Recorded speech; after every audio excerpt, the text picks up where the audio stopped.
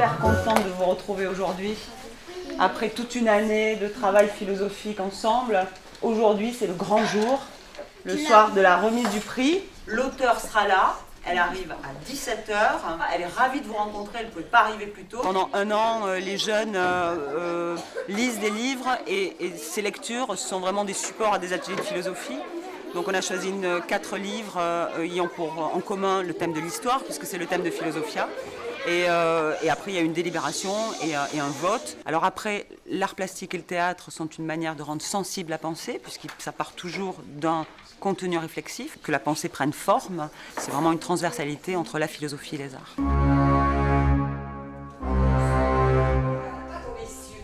Parce que c'est toujours très difficile. Il faut donner l'impression qu'on regarde quelqu'un dans les yeux. Mais un petit truc, parce que vous allez avoir les gens qui vont être prêts et vous allez les voir.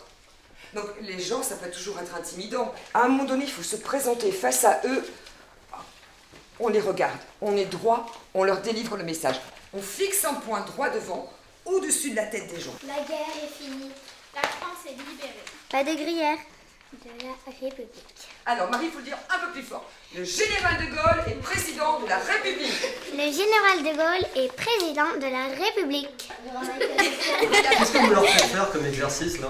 Là, on est en train de travailler sur un texte qu'ils vont présenter à l'occasion de la remise du prix Philosophia Jeunesse. C'est vraiment un défi de travailler pendant 2 heures pour aller ensuite présenter ce travail devant un public. Alors est-ce qu'ils sont réceptifs à leur âge à la philosophie justement ? Alors à la philosophie, je pense qu'ils ont été réceptifs durant toute cette année. Ils ont été habitués à se poser des questions, à tout ce travail réflexif pour appréhender effectivement ces textes. Et là, ils ont l'air extrêmement intéressés, vifs. Voilà, donc ils sont complètement dans l'état d'esprit de la philosophie et du festival. On a lu le texte, Génial, trop fort. Vous allez tout déchirer alors. En fait, c'est vraiment un comédien, il a pas du tout.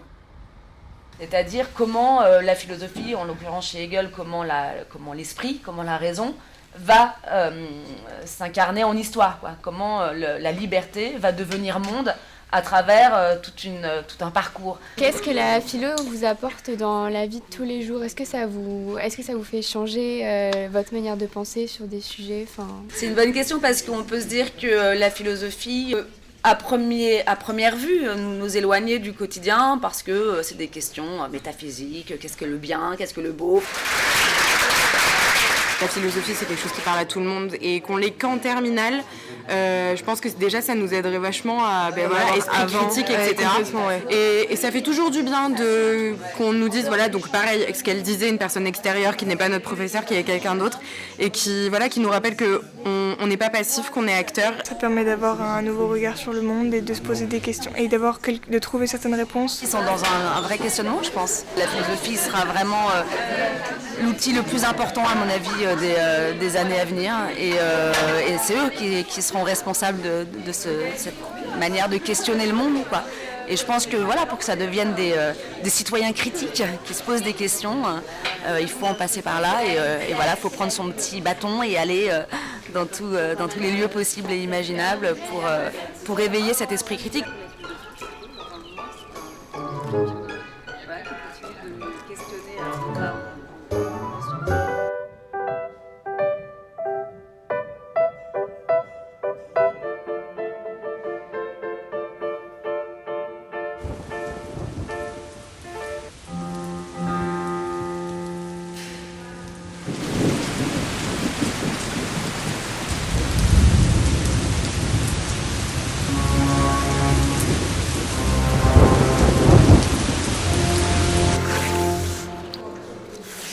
Qu'est-ce qui s'est passé là dans la salle là ? Il y a eu une grosse inondation, il a plu pendant plus d'1 heure et donc ça a dû s'infiltrer au niveau des toits qui créent une espèce de cuvette et c'est tombé. C'est vrai que c'est catastrophique. Ok, allez, pas de suite. Oui. J'ai des amis couvreurs qui sont prêts à rendre service, voilà. C'est ça les amis, voilà. Et une vraie cohésion. Une vraie cohésion, voilà. Tout pour Philosophia.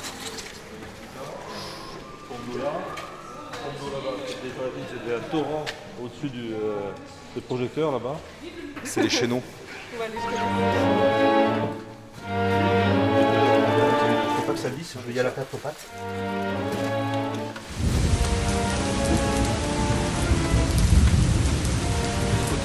les Jacobins, là-bas, je sais pas s'il y a un toit. Il y a tout un tas de feuilles. Bon, a priori, il ne devrait pas y avoir de problème pour ce soir, la soirée. Non, ça devrait se faire. Hein. C'est simplement voilà, des chéneaux qui sont bouchés un petit peu avec toutes les feuilles, toutes les accumulations. Mais il est tombé vraiment, je ne sais pas combien de millimètres, mais il est tombé des quantités vraiment énormes. Voilà. La Vierge vous protège.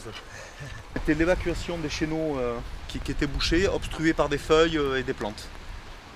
Donc le festival peut se poursuivre sans Le problème. festival peut commencer.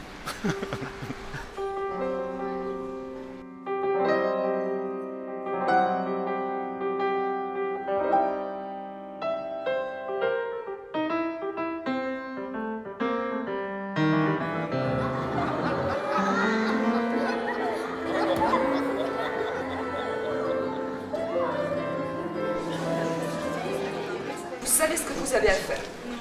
Donc on donne le meilleur de soi. Donc surprenez-les parce que vous allez être impeccable. D'accord? Et comme ça, vous serez hyper fiers de vous. Vous avez bien travaillé? Oui.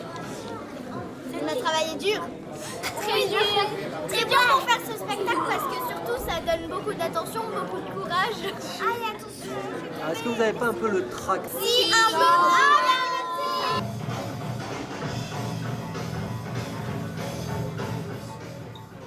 N'importe quoi.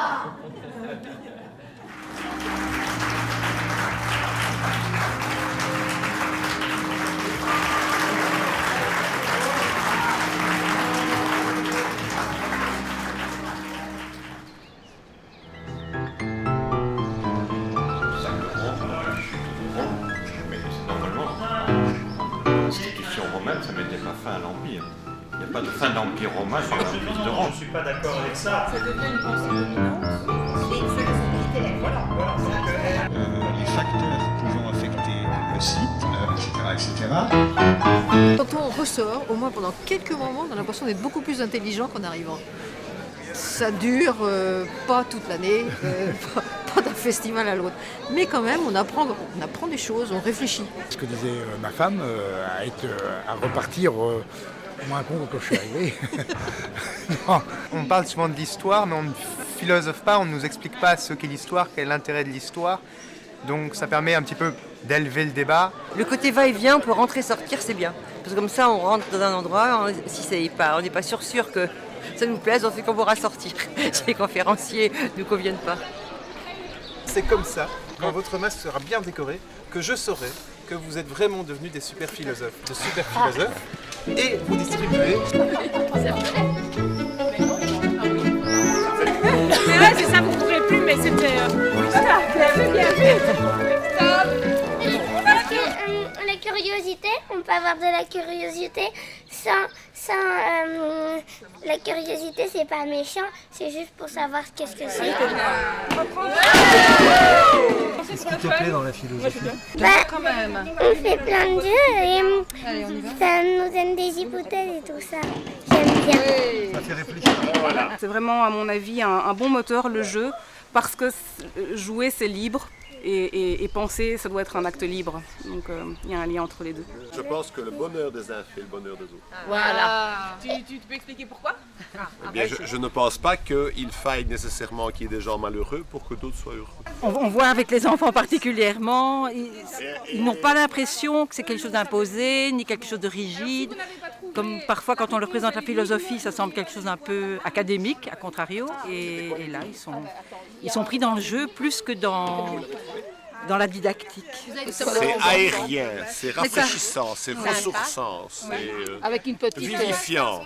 Ça nous oblige aussi, nous adultes, à retomber dans cet esprit enfantin où en effet on vient, mais si on les oui, mais de revenir avec des questions de base, des questions essentielles, et on est tellement formaté.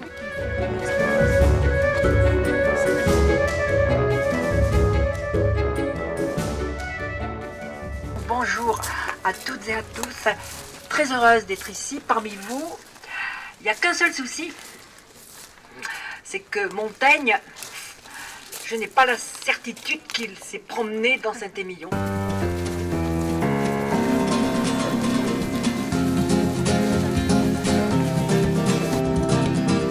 On monte, il n'y a pas de voiture derrière vous là. Montaigne était au milieu des guerres de religion, au milieu des guerres civiles. Il naît en 1533. Montaigne est mis à 6 ans au collège de Guyenne, à l'actuel emplacement, on va dire, du lycée Montaigne. Ça change un petit peu comme approche, c'est-à-dire que c'est pas un exposé classique. Voilà, on est dans le lieu où, soi-disant, voilà, où aurait vécu Montaigne, où il se serait baladé. Et en même temps, il y a quand même le côté un petit peu philosophique. Donc il y a les deux. Je viens de Paris exprès. Ça a du succès. D'année en année, le bouche à oreille se fait et les gens, je ne vais pas dire que les gens se réinscriraient presque d'une année sur l'autre, mais quasiment. Donc c'est plutôt sympa. Non, c'est Pierre part tout à l'heure. Oui, ils partent dans 2 heures. C'est ça, voilà. Top. Vous avez des bagages? Merci, oui. On regardera sur notre feuille, on sait qu'on a 8 personnes à cette heure-là. Avec deux véhicules, ça devrait le faire. Vous êtes en train de faire quoi là? Le planning des chauffeurs. Des retours et une arrivée qui est prévue aussi encore en début d'après-midi. C'est compliqué l'organisation d'un tel festival comme ça? Non, si on est... Voilà. Si les trains sont à l'heure, on est très bien. Et nous on est privilégiés parce que comme on les transporte, on a des conférences personnelles. Et voilà. Ah oui, ça fait philosophie dans les voitures. Voilà, non mais exactement. On n'a pas les mêmes contacts. C'est des personnes qui sont très curieuses, donc on discute de sujets qui ne sont pas abordés ici. D'ailleurs, ils n'ont jamais envie de repartir, j'ai l'impression. Ils tardent toujours un peu. Alors là, vous allez ramener quelqu'un? Vous faites quoi là? Là, je repars au château La Renommée, chercher un intervenant là. Comme ça. Vous faites beaucoup d'allers-retours comme ça? Oui, mais surtout là maintenant là. Là, c'est les heures des repas et les heures des conférenciers. Donc certains veulent voir les conférences, donc on va les chercher et ils peuvent assister aux conférences.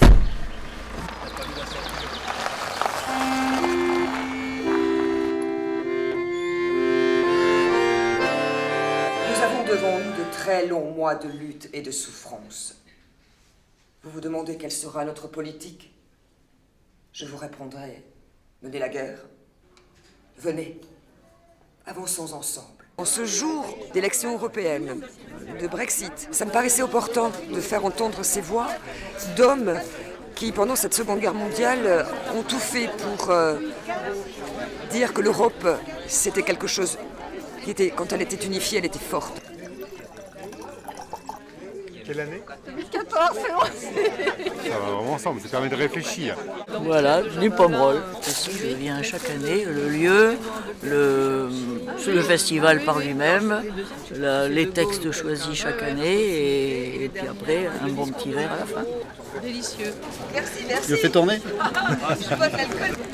Merci infiniment. C'est moi qui vous remercie. À très bientôt. On vous fera de la pub à Paris et on reviendra l'année prochaine avec force participante parce que ça mérite.